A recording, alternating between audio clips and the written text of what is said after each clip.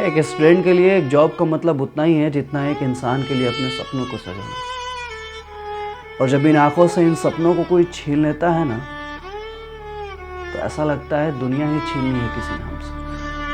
मेरा मार्क्स था 75 और मैंने मात्र 7 क्वेश्चन गलत किया था। उसके बाद जब रिजल्ट आया और मैंने आंसर मिलाया तो मेरा नंबर 70 नंबर कर दिया गया था और उसमें बोला गया कि आपका 5 क्वेश्चन इग्नोर किया गया है। इग्नोर का मतलब होता है कि जो क्वेश्चन सेट किए थे क्वेश्चन पेपर, उसमें 5 क्वेश्चन गलत दिया गया। तो उसमें मेरा क्या गलती है जो इसमें 5 नंबर काटा गया?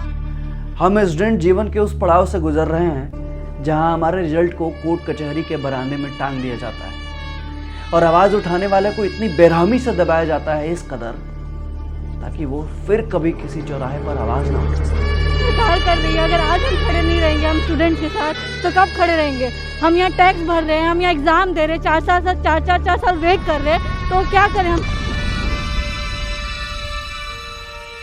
असल में हमारी गलती यही है कि हमने एक ऐसी सरकार चुनी जिसका आयोग इस कदर आयोग हो चुका है कि उसे स्टूडेंट के उम्र और समय का ख्याल ही नहीं। और ये पहली मर्तबा नहीं है जब एसएससी स्टूडेंट की तैयारी करने वाले लोगों के साथ ऐसा सौतेलापन व्यवहार किया जा रहा है। अरे ये तो हाइट है उस कमीशन की जिसने हाथ पैर बांध सांस बंद करने की कोशिश की हम स्टूडेंट्स की, ताकि कोई भूले से भी याद न कर सके कि कोई नोटिफिकेशन भी जारी किया गया था। हम रिजल्ट की बात करें तो दिक्कत, हम वैकेंसी की बात करें तो दिक्कत, हम अपने हक की बात करें तो दिक्कत।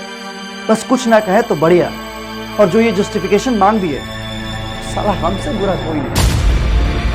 तो साहब ऐसी भलाई का क्या फायदा जहां चुप रहने वाले को हमेशा के लिए नजरबंद किया जा रहा है किसी काल में। ये 2022 है और 2019 का साला उसका रिजल्ट का अभी तक कुछ आता पता नहीं है।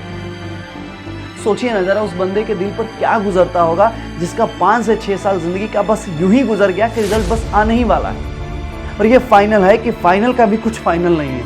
वाह साहब। और साहब ने रिजल्ट घोषित करते समय यह भी नहीं देखा कि लाखों में फॉर्म भरने वाले और हजारों में पास होने वाले के बीच एक ऐसा कट ऑफ तैयार किया जाएगा जहां किसी को 1 सीट और किसी को 1 भी सीट नहीं मिलेगी। और ये कौन सा गणित है साहब जहां किसी एक ही बंदे को 4 सीट अलॉट करके वैकेंसी अलॉटमेंट की पूरी मां बहन एक कर दी जाती। और ये कौन सा तरीका है रिजल्ट घोषित करने का? और अगर यही आपका तरीका है तो लानत है ऐसे तरीके पे जहां दिन रात मेहनत करने वाले एक स्टूडेंट को आपने वोटर आईडी कार्ड की तरह इस्तेमाल किया। इधर एनटीपीसी का दर्द गया नहीं कि ग्रुप डी का दर्द दे दिया आपको। कमाल है इसका। जब मन करे नया नियम लगाते हैं आप। आपको क्या फर्क पड़ता है कि आपने किस तरह बाहर मजदूरी कर रहे हैं उस बाप की उम्मीदों की धज्जियां उड़ा दी। आपका क्या है, आप तो झोला उठाकर चल देंगे। पर जरा सोचिए उन छात्रों के बारे में जिन्होंने अपने सपनों और अपने करियर के लिए अपनी पूरी जिंदगी ऋषियों की तरह दान में दे दी, जिसको सोते और जगते वक्त सिर्फ इस बात की चिंता रहती है कि उनका कैसे ये ग्रुप डी का बस CBT 1 क्लियर हो जाए तो साला आधा टेंशन खत्म। क्या साहब आप क्या जानते, लेकिन आप इतना आसानी से दम थोड़े लेंगे। आप तो ग्रुप डी में CBT 2 लेंगे और ये हो जाएगा तो फिर एक नया नियम लागू कर देंगे, क्योंकि आपकी सरकार है, आपका आयोग है। हमारा क्या है जी?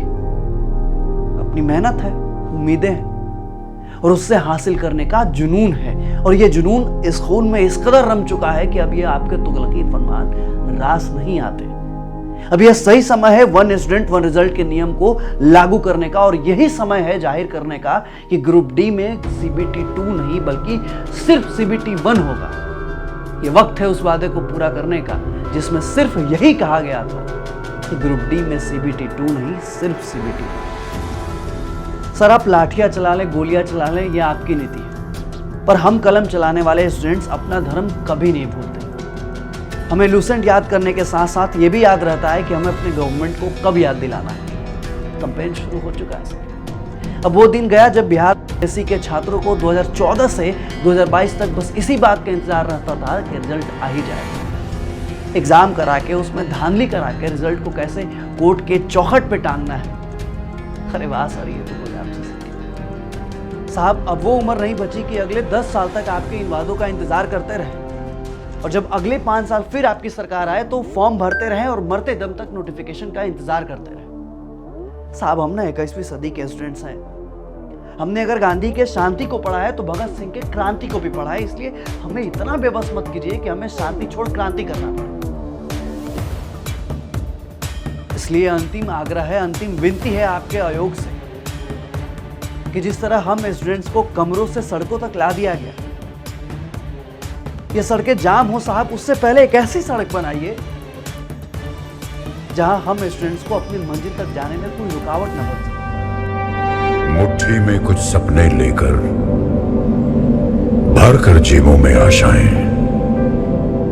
दिल में है अरमान यही, कुछ कर जाएं, कुछ कर जाएं।